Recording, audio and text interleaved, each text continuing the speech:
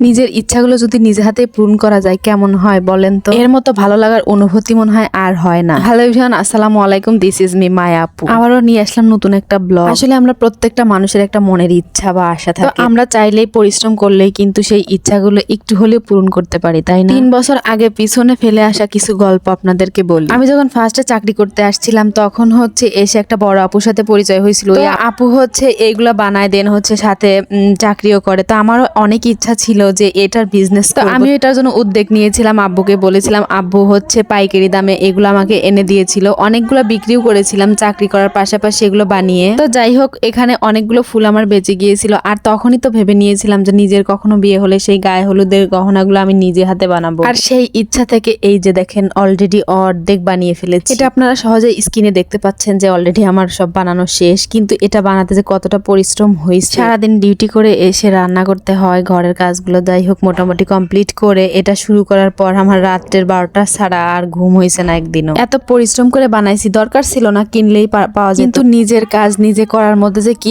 আনন্দ, এটা যারা করে তারাই শুধু বলতে পারবে। হয়তো বা ভিডিওটা আপনাদের সাথে আমি 2 মিনিটে শেয়ার করতেছি, কিন্তু এটা বানাতে আমার 3-4 দিন লেগে গেছে। কারণ ওই যে ডিউটি করে এসে তারপর একটু একটু করে বানিয়ে বানিয়ে আজ এ পর্যন্ত। ডিজাইনটা একদমই আমার নিজস্ব এবং নিজেই বানিয়েছি। কেমন হয়েছে অবশ্যই কমেন্ট বক্সে জানাবেন। পড়লে আশা করলে আমাকে অনেক ভালো লাগবে। আর পড়লে কেমন লাগে সেটা দেখার জন্য অবশ্যই মায়াপুর পেজটা ফলো দিয়ে সাথেই থাকতে হবে। তো এভাবে আপনারা নিজের স্বপ্নগুলো নিজে নিজে পূরণ করবেন, দেখবেন যে অনুভূতিটা আরো দ্বিগুণ বেড়ে যাবে। তো যাই হোক, এখানে আজকের মতো বিদায় নিচ্ছি। সবাই ভালো থাকবেন। বাই বাই, টেক কেয়ার, আল্লাহ হাফেজ।